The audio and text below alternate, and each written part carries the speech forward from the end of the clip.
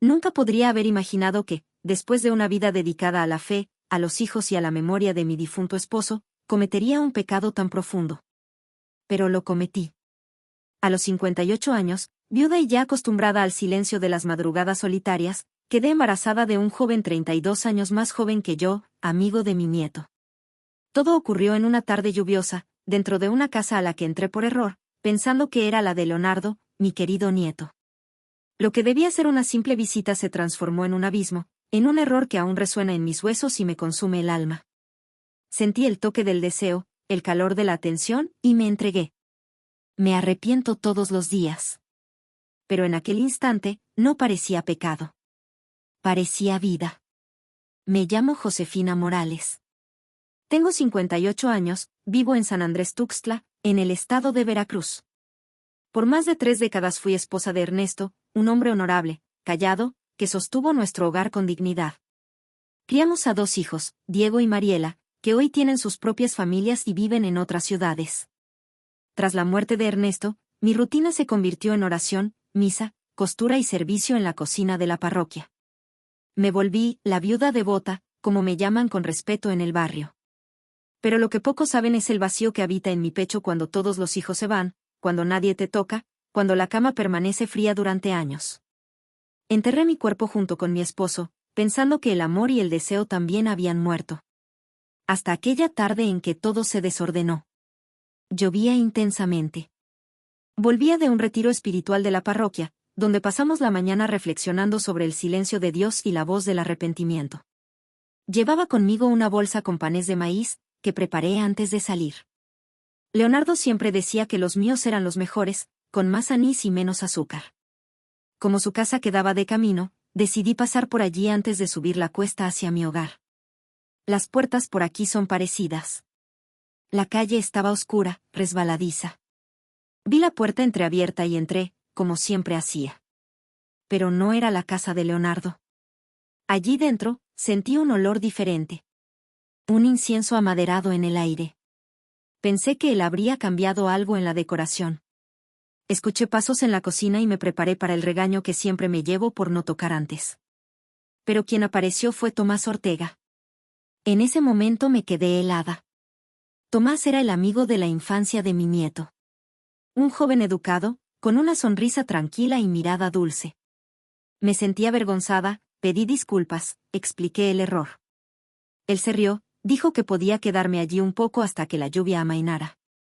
Le agradecí, sin saber muy bien dónde poner las manos. Tomás preparó un té de manzanilla y se sentó a mi lado en el sofá. La luz tenue de la sala, el sonido del agua golpeando los techos, el olor cálido del té, todo creaba un ambiente extraño, íntimo. Comenzamos a conversar. Él habló de su madre que vivía lejos, de sus estudios de enfermería, de cómo admiraba la fe de nuestra comunidad. Yo hablé del retiro, de la añoranza por mis hijos, de la soledad. Cuando me di cuenta, ya tenía los ojos llorosos. Tomás me miró con una delicadeza que no sentía desde hacía años. Sin palabras, solo presencia. Y eso me conmovió de una manera que aún me avergüenza. El toque fue leve. Primero, su mano sobre la mía, luego un gesto de cariño en mi rostro, como quien acoge y calma. Debí haberme levantado, pedido disculpas, haberme ido. Pero mis pies no se movieron. Mi cuerpo, que llevaba mucho tiempo dormido, despertó. Me acerqué sin pensar, como si algo más fuerte me guiara. Cuando nuestros labios se tocaron, no hubo grito ni susto. Hubo entrega. Hubo calor. Hubo pecado. En silencio, dejé que aquel joven me llevara a un lugar que creía haber perdido para siempre. Volví a casa confundida, manchada de vergüenza, intentando convencerme de que eso jamás había sucedido. Pasé los días en silencio, rezando el doble, ayunando por mi cuenta, suplicándole a Dios que aquello hubiera sido solo un delirio pasajero. Pero algo dentro de mí había cambiado. Por primera vez en años, me sentía viva. Y al mismo tiempo, empapada de culpa. Evité a Tomás, evité a Leonardo, evité la iglesia. Comencé a faltar a los encuentros de la parroquia, diciendo que estaba resfriada, con dolores, indispuesta. Mentía con frecuencia, como si pudiera huir de la verdad. 2 meses después, llegó el castigo. Náuseas al despertar. Cansancio fuera de lo normal. El olor del café me daba náuseas. Mis senos estaban sensibles, mi menstruación desapareció por completo. Pensé que era la menopausia. Después de todo, era la edad. Pero algo me decía que había más. Me hice una prueba a escondidas, en el baño de casa, encerrada como una adolescente con miedo de su madre. Cuando vi el resultado, positivo, sentí que mi mundo se derrumbaba. Embarazada. Yo, Josefina, abuela, viuda, católica, embarazada. Sentí un nudo en la garganta que me hizo vomitar en el acto. Me quedé arrodillada en el suelo durante horas, llorando, implorando perdón. Pensé en esconderlo, en huir, incluso en mentir diciendo que era un tumor, un embarazo psicológico, cualquier cosa. Pero el vientre crecía. Y con él crecía el pánico. La ropa comenzó a apretar, y los rumores comenzaron. Las vecinas cuchicheaban. Una de ellas llegó a preguntar si estaba tomando corticoide. Otra preguntó si era algún problema en el hígado. Sonreí. Mentí. Y me sentí miserable. Mi cuerpo ya no obedecía a los trucos que antes usaba para disimular. Comencé a usar abrigos pesados, incluso con el calor húmedo de San Andrés Tuxtla. Las señoras de la parroquia comenzaron a comentar, incluso cuando creían que yo no escuchaba. Pobrecita Josefina, está hinchada, debe ser problema de los riñones. Escuché eso una tarde, mientras cruzaba el mercado con prisa, evitando todas las miradas. El dolor de esas palabras no venía de la maldad, sino de la vergüenza de tener que escuchar mentiras creadas para proteger mi reputación, cuando, en realidad, mi culpa ya me corroía por dentro. Dejé de rezar. Sentía que Dios se había quedado en silencio conmigo. Yo hablaba y él no respondía. El crucifijo de mi habitación parecía mirarme con tristeza. La imagen de Nuestra Señora de los Dolores me hacía desviar la mirada cada vez que pasaba por la sala. Ya no podía dormir. Lloraba en la almohada. Llegué a pensar que Dios me había abandonado. Que mi alma estaba marcada. Evité a mis hijos. Le dije a Diego que estaba resfriada, que necesitaba descansar, que prefería no recibir visitas.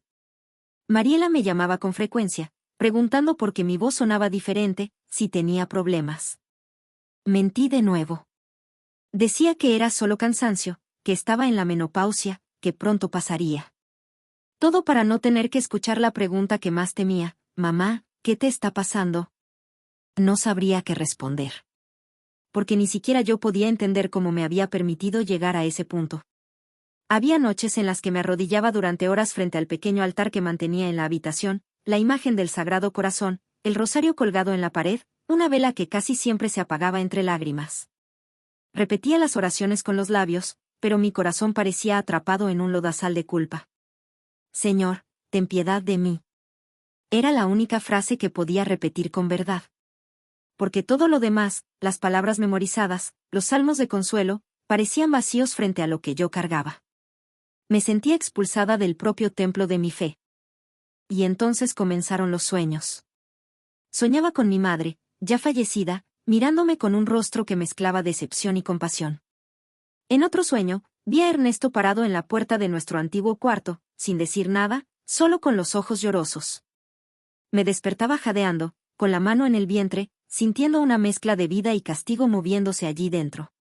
Era como si aquel niño, que no pedía existir, fuera, al mismo tiempo, un recordatorio de mi caída y la única cosa capaz de hacerme sentir algo real de nuevo. Pero no era solo el presente lo que me atormentaba. El embarazo revolvía en mis recuerdos que hacía mucho tiempo fingía que estaban enterrados. Como el día en que Ernesto me dijo, con frialdad, que el amor no era prioridad, que lo importante era la estabilidad, el nombre limpio, el orden. Yo, joven y llena de sueños, tragué eso como quien bebe veneno poco a poco. Me callé cuando él dejó de tocarme. Me convencí de que el cariño era un lujo. Mis hijos nacieron no de la pasión, sino del compromiso. Y así fue como aprendí a vivir, rindiendo cuentas a las apariencias, a la moral de los vecinos, a lo que se esperaba de mí, pero nunca me quejé. Desde que Ernesto partió, mi casa parece demasiado grande. El sonido del reloj colgado en la cocina, antes discreto, ahora me persigue como un recordatorio constante de la ausencia. El armario del cuarto aún guarda sus camisas bien dobladas, y de vez en cuando, confieso que abro la puerta solo para sentir el olor que quedó, un perfume mezclado con madera y sudor limpio, como él. Fueron 34 años juntos. Un matrimonio simple, sin grandes declaraciones, pero sólido. Él no era dado a los cariños, tampoco a las conversaciones largas, pero siempre estuvo allí. Presente. Y cuando se fue, creí que se había ido también la parte que quedaba de mí como mujer. Pasé a vivir entre la parroquia y el mercado, entre el grupo de oración de los miércoles y los remiendos que me piden las vecinas. Nada especial. Nada que hiciera ruido. Solo silencio. Y orden. Nunca busqué a otro hombre. No por miedo, sino por fidelidad. Creí que mantener mi cuerpo quieto, mi deseo muerto y mi boca cerrada sería mi manera de honrar el sacramento. Muchas veces me preguntaron si no extrañaba a un compañero. Yo sonreía con educación y decía que estaba en paz. Era mentira. Pero una mentira fácil de sostener. Porque nadie cuestiona a una viuda discreta, con el rosario en la bolsa y el delantal de cocina todavía oliendo a pan fresco. Nadie. Y quizás por eso fue que, cuando Tomás me miró con deseo y ternura al mismo tiempo, algo en mí se rompió. No fue solo el toque, el cuerpo, el impulso. Fue el recuerdo de que yo aún existía. Que aún era mujer, aún era capaz de ser vista. Y eso, por más absurdo que parezca, fue como una chispa en un pajar seco. Me consumió. Pero ahora, las llamas me dejaban en cenizas. Comencé a tener miedo de salir de casa. Escuchaba pasos en la calle y creía que era Leonardo viniendo a confrontarme. Evitaba los espejos, porque no soportaba ver una barriga que delataba lo que mi boca no tenía coraje de admitir. En las semanas siguientes, intenté retomar la rutina. Sonreí en los encuentros de la parroquia, preparé caldos para el bazar, recé en voz alta en los rosarios comunitarios. Por fuera, era la misma. Pero por dentro, un terremoto. El olor del incienso me daba náuseas. La hostia me parecía amarga en la boca. Lo peor, sin embargo, era lo que sentía en las horas silenciosas. La culpa. Aquella culpa que comienza en el estómago y va subiendo como una fiebre espiritual. Hacía la señal de la cruz y sentía vergüenza. Tocaba las cuentas del rosario y mis manos temblaban. Repetía las oraciones, pero a cada palabra, parecía escuchar una pregunta de Dios: ¿hasta cuándo vas a esconderte? Fui criada para creer que todo pecado confesado es perdonado. Pero también me enseñaron que ciertos pecados avergüenzan hasta a los ángeles. Y me preguntaba, ¿qué hice con mi alma? Por más que intentaba convencerme de que aquello había sido un momento de debilidad, que no era como si hubiera matado a alguien, mi corazón no se engañaba. Sabía que me había lastimado a mí misma, mi fe, mi familia, mi conciencia. Y esa herida latía todos los días. Con la barriga creciendo, con cada patada, con cada movimiento dentro de mí, sentía la presencia de algo que no pedí, pero que ahora era parte de mí. No sabía si Tomás sospechaba. No tuve coraje de buscarlo. Tenía miedo de que él negara, o peor, que quisiera asumir la responsabilidad. ¿Y cómo explicaría eso? ¿Cómo le diría a Leonardo que su amigo era el padre del bebé de su propia abuela? Solo de pensarlo, mis piernas flaqueaban. Ya no comía bien. Dormía mal. Mi ropa ya no disimulaba. Comencé a evitar incluso el mercado. Escuchaba mi nombre dicho en susurros. Sentía las miradas atravesar mi cuerpo como cuchillos. Aún no sabían. Pero algo decían. Y ese algo me mataba lentamente. Hasta que un día, entré en la habitación, cerré la puerta, me arrodillé frente al altar de la Virgen de los Dolores y lloré como nunca había llorado en la vida. Grité en silencio. Apreté el crucifijo con tanta fuerza que dejó marca en la palma de la mano. Y, entre sollozos, solo dije: ya no puedo más, Dios mío. Ya no soporto más este peso. Fue allí que entendí, necesitaba hablar. Necesitaba confesarme. No para limpiar mi imagen, sino para salvar lo que aún quedaba de mi alma. Era eso o perderme para siempre. Me levanté, me lavé la cara, me cambié de ropa y supe que, el domingo, esperaría el final de la misa para buscar el único lugar donde aún podría despojarme de la vergüenza, el confesionario.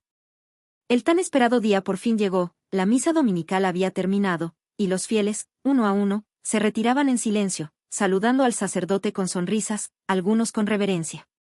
Yo permanecí en el banco de atrás, quieta, intentando mantener las manos firmes sobre el regazo. El sudor corría por mi espalda, a pesar del frescor de la nave. Mi corazón parecía no entender que ese era un lugar de paz.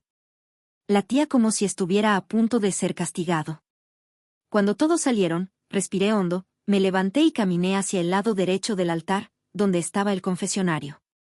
Cada paso parecía más pesado que el anterior. Entré lentamente, con la respiración entrecortada y la cabeza baja. Cerré la cortina, y por un instante, me vi envuelta por una oscuridad suave, como si estuviera dentro del vientre de mi propia culpa.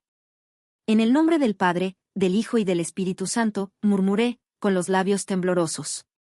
Al otro lado de la rejilla de madera, escuché solo el leve movimiento del padre Guillermo acomodándose en el asiento. Él no dijo nada. Sabía que yo necesitaba comenzar. Padre, comencé, con la voz quebrada. He pecado. Hubo una larga pausa. Después, él respondió solo. Hable, hija mía. Tragué en seco. Todo mi cuerpo parecía querer huir de allí. Pero mi alma necesitaba hablar. Lo que voy a decir aquí, padre, me costará todo. Pero ya no puedo cargar con esto sola. Ya no tengo fuerzas. Hace meses que me hundo en culpa, que escondo mi rostro de la comunidad, de mis hijos, de mí misma. Creí que podría resolverlo sola, que Dios me entendería en el silencio. Pero él se calló. O quizás yo me callé primero. Y ahora, solo me queda confesar. Él no me apresuró. Solo esperó. Y así, entre lágrimas y respiraciones entrecortadas, comencé. Todo ocurrió en una tarde de lluvia, cuando volvía del retiro de la parroquia. Pasé a dejar panes en la casa de mi nieto, Leonardo. Pero me confundí. Las casas son tan parecidas. La puerta estaba entreabierta, y entré pensando que era la suya. Pero era Tomás. Su amigo. Aquel joven que siempre fue tan gentil conmigo. Me ofreció té. Comenzamos a conversar. Y en ese instante, padre, sentí algo que creí que había muerto junto con mi esposo. Mi voz falló. Mis ojos se llenaron de lágrimas. Respiré hondo y continué. Él me miró como mujer. No como abuela, ni como viuda. Fue una mirada, con ternura y respeto al mismo tiempo. Y me perdí. Dejé que ocurriera. Me entregué. No porque quisiera pecar, sino porque, por un segundo, creí que aún estaba viva. Fue un error. Un impulso. Y desde entonces, vivo en tormento. Al otro lado, aún silencio. Y yo seguí, como si abrir mi dolor fuera la única forma de sobrevivir. Creí que había terminado allí. Que podría borrarlo de la memoria. Pero no pasó mucho tiempo y comencé a sentir los síntomas. Náuseas, mareos, ausencia del ciclo. Me hice una prueba. Dio positivo. Y mi alma se derrumbó. Como yo, abuela, viuda, devota, embarazada. ¿Cómo podría mirar a mis hijos a los ojos? ¿Cómo podría contar la verdad a Leonardo? ¿A mi comunidad? ¿Al Señor? Sollocé.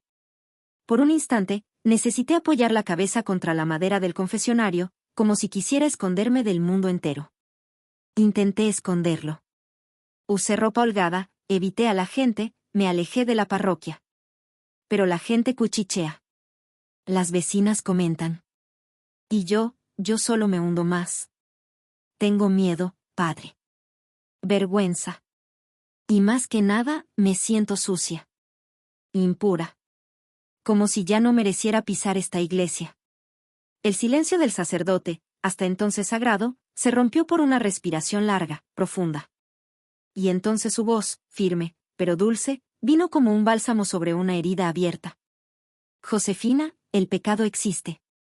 Duele, confunde, destruye. Pero también existe la gracia. Y es más grande. Lo que usted vivió fue un impulso humano. Un momento en que el dolor, la carencia y el deseo se encontraron en el lugar equivocado, en el momento equivocado. Pero escuche con atención, esto no es el fin de su alma. Es el inicio de una nueva responsabilidad. Usted lleva una vida. Un alma que no pidió ser generada, pero que ahora depende de usted. Aquellas palabras me desarmaron por dentro. Lloré en silencio. Un llanto que ya no era solo culpa, sino una mezcla de miedo y alivio. Él continuó. Este hijo también es criatura de Dios. No importa cómo llegó al mundo, está aquí. Y el Señor, en su infinita misericordia, puede transformar hasta el error más doloroso en camino de redención. Mi boca temblaba. Quería agradecer. Quería pedir más perdón. Pero solo pude susurrar. ¿Y qué hago ahora, padre? El sonido de la madera crujió levemente. Él se acomodó en el banco, y respondió con la sabiduría de quien ya ha escuchado muchos pecados, pero nunca pierde la esperanza. Usted hará una novena. 9 semanas. Una por cada mes de gestación.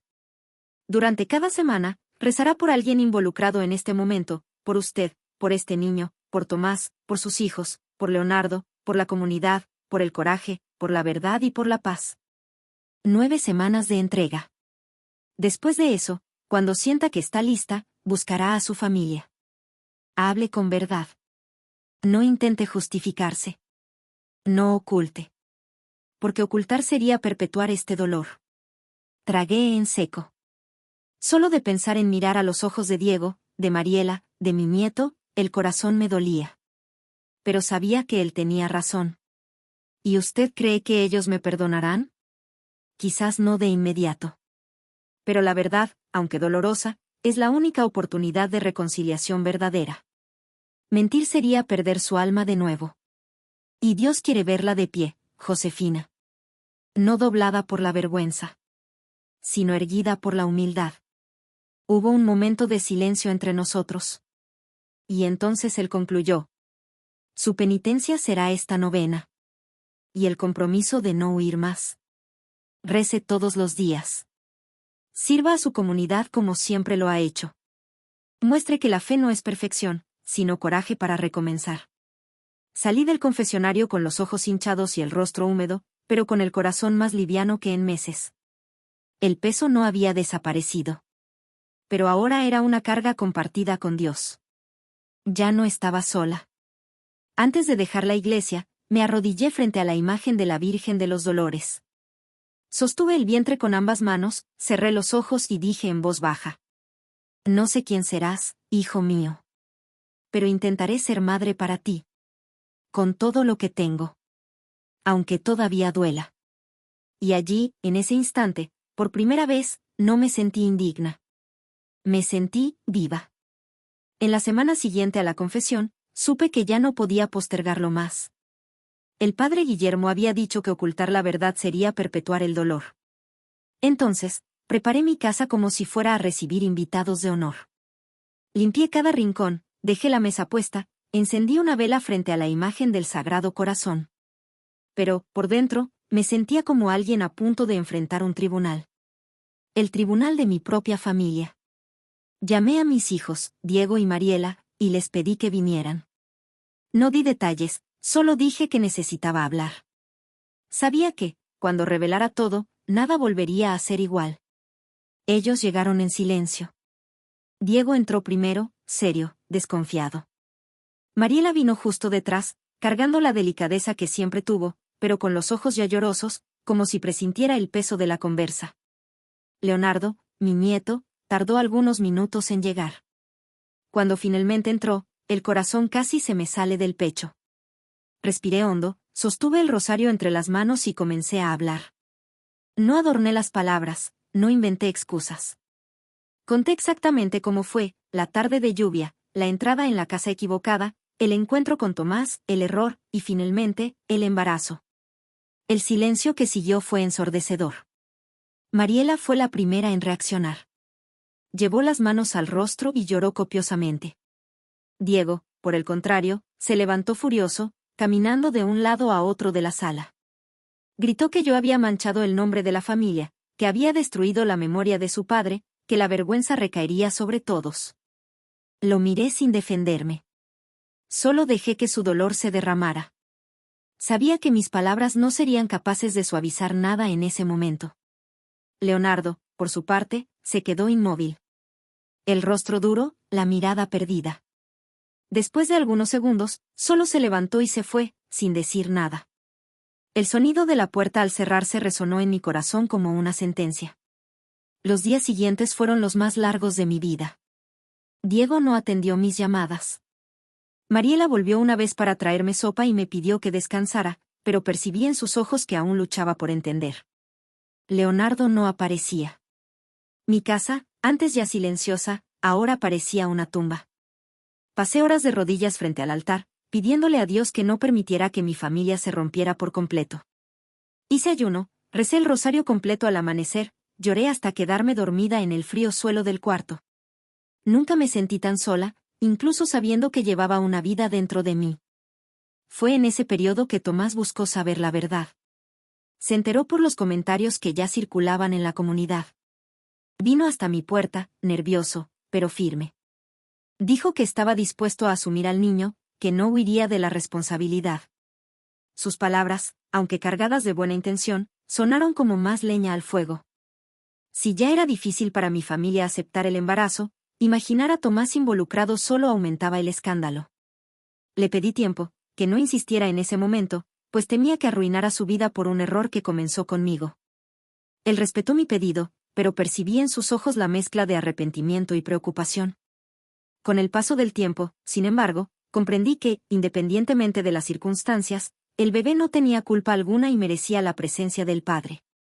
Poco a poco, dejé que se acercara, entendiendo que negar ese vínculo sería injusto no solo con él, sino principalmente con el niño que necesitaba amor y protección de ambos. En la parroquia, el peso también aumentó. Las señoras que antes me abrazaban, ahora desviaban la mirada. Algunas aún se acercaban con compasión, traían pequeños gestos de cuidado, pero otras me miraban con desprecio, como si yo hubiera profanado la propia iglesia. Cada misa se volvía un desafío. El camino hasta el banco era un corredor de miradas. Pero iba de todos modos. Recordaba las palabras del padre Guillermo: la vergüenza solo vence cuando te callas. Entonces, seguí, incluso si mis piernas temblaban, incluso si mis manos sudaban frío. Sabía que ya no podía vivir escondida. Lo que más me dolía, sin embargo, era la ausencia de Leonardo. El niño que meció en mis brazos, que creció corriendo por el patio, que tantas veces me llamó, mi abuela querida, ahora parecía haber borrado mi existencia. Pasé noches preguntándole a Dios si había perdido el amor de mi nieto para siempre. Su silencio era más pesado que cualquier juicio. Más duro que cualquier cuchicheo de la comunidad. Un mes pasó hasta que, finalmente, la puerta de mi casa se abrió y Leonardo entró. No dijo nada. Solo tomó una silla y se sentó frente a mí. Mi corazón se aceleró. Esperé que me acusara, que me rechazara, que me diera la espalda una vez más. Pero después de algunos minutos de silencio, él levantó los ojos llorosos y dijo: «Usted sigue siendo mi abuela. Eso no cambia». No pude contener el llanto. Tomé sus manos y me derrumbé en lágrimas. Nos abrazamos por largos minutos, como si intentáramos reconstruir en silencio el puente que parecía roto. Ese gesto valió más que cualquier palabra. Fue como un soplo de Dios, diciéndome que aún había esperanza. El tiempo pasó, y poco a poco, las heridas comenzaron a cicatrizar. Diego tardó más, pero con el tiempo, volvió a hablar conmigo, aún con reservas, pero sin la misma furia. Mariela fue la que antes me acogió, incluso cargando su dolor. La comunidad, poco a poco, también se acostumbró. Algunos nunca dejaron de mirar con desaprobación, pero otros aprendieron a verme como alguien que, a pesar del error, buscaba rehacerse. Cuando llegó la hora del parto, sentí miedo y esperanza al mismo tiempo. El llanto del niño resonó en la sala simple del hospital como un anuncio de renacimiento. Tomé a mi hija en brazos y la bauticé como Esperanza. Porque eso era lo que ella representaba para mí, no solo el fruto de un error, sino el instrumento de una reconciliación que solo Dios podría permitir. Al mirar su carita, sentí que, a pesar de todo, la vida aún podía florecer en el suelo más árido. Hoy, sigo ayudando en la iglesia, aunque aún haya miradas desconfiadas. Sigo rezando mis novenas, ahora no pidiendo que Dios borre mi pasado, sino que me dé fuerzas para vivir el presente con humildad. Crío esperanza con amor y, cada día, siento que su llegada fue una bendición inesperada en medio de mi dolor. Ella trajo de vuelta la alegría que creía perdida, devolvió color a mis días silenciosos, y en sus sonrisas descubro que, incluso en los caminos más tortuosos, Dios es capaz de abrir una ruta de regreso, transformando culpa en esperanza y soledad en vida nueva. Todas las noches, antes de dormir, repito las palabras que el padre Guillermo me dijo en el confesionario: la misericordia de Dios es mayor que el escándalo de los hombres. Esas palabras se volvieron mi faro. Y es en ellas que encuentro la paz que creí haber perdido para siempre. Errar es parte de la condición humana. Somos frágiles, vulnerables, a menudo ciegos por el dolor o la soledad. Pero si hay algo que aprendí en este viaje es que la verdad libera, aunque duela, y que la misericordia siempre supera al juicio. Porque, al final, no estamos definidos solo por nuestros pecados, sino por el coraje de levantarnos después de la caída. Y ahora quiero saber de usted que acompañó hasta aquí, ¿desde dónde está observando esta historia?